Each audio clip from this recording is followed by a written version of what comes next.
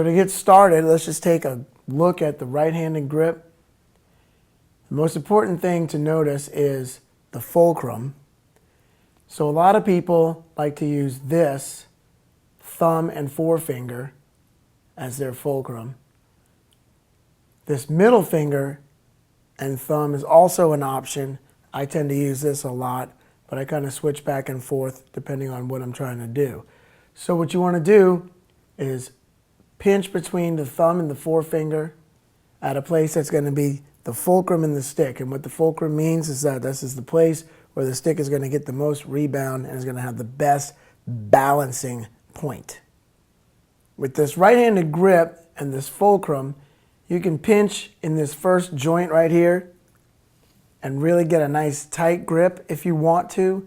For me, I like to be a little bit more relaxed, so I actually kind of roll the stick a little bit and I pinch more between this part of the finger and the thumb. And now what that does is creates a lot of space in here, so you get a nice open sound and a nice loose grip. If you're clamping down on the stick too much, you're going to get a choked sound, and you're also going to tense up here in your arm, and this can create a lot of tension and damage down the road. So you might want to avoid that and pay attention to what you're doing, and don't grip the stick too hard.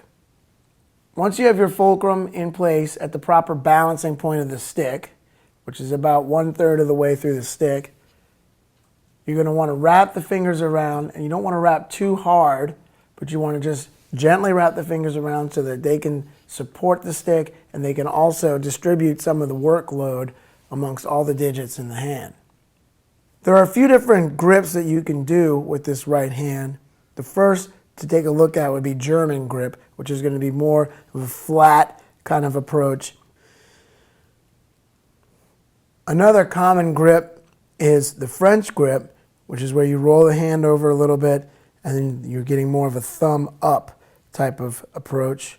And this was generally used for more timpani type of playing, but you're definitely going to be using this as you move around the drums. You're going to want to rotate the hand, and you're going to wind up getting into the French grip position when you're over here on the floor tom and the ride cymbal. So the French grip, we're definitely going to be using a lot of this in the drum set playing, and especially on the ride.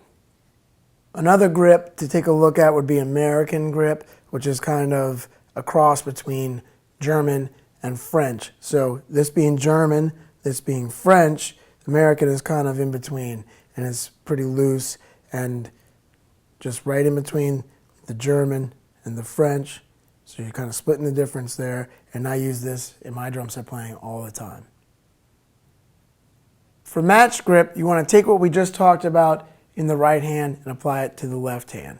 And I highly recommend match grip for a lot of beginners. This is going to get you up and running the quickest, and you can play just about everything you need to play with the match grip. To get started, you want to put the beads of the sticks in the middle of the drum, and you want to try to have about a 90-degree angle when the sticks are above the drum. What you want to avoid is getting your elbows out and getting this angle too wide with the sticks. You don't want to bring your elbows too far out. You don't want to bring them too far in and get your shoulders up. What you want to remember is to remain relaxed and keep your elbows by your side next to you as much as you possibly can. Of course, it's going to differ with everybody who has different body types and these types of things, but as a general rule, try to keep your elbows in and remember to stay relaxed. For beginners, I recommend starting with the match grip. This will get you up and running pretty quickly, and you can play just about everything you need to do with the match grip. I also recommend getting with a teacher early on so that you can start to develop good habits, not develop any bad habits. A teacher can look at your hands and tell you what you can do to refine it and do things better. Having said that, you'll see me play and a lot of other people play with a traditional grip sometimes. So what this is coming from is when guys were playing marching snare drums that were strapped to their side and they were cocked this way. So when the angle was like this, to get above this angle, guys would have to play the drum this way. Now, we keep this in drumming tradition, and it's called traditional grip. And a lot of guys who play jazz or play more finessed playing will use this traditional grip a lot. To develop the traditional grip, you basically want to stick your left hand out. Now, you want to do this in a very natural way, as if you were shaking somebody's hand. So now you can also take and do the Spock, live long and prosper. And when you're here with your hand this way, you just take the stick, place it in the hand this way. Then you put it in between these two fingers like that. This is a very loose traditional grip. Now you want to wrap the fingers around, and there you have it.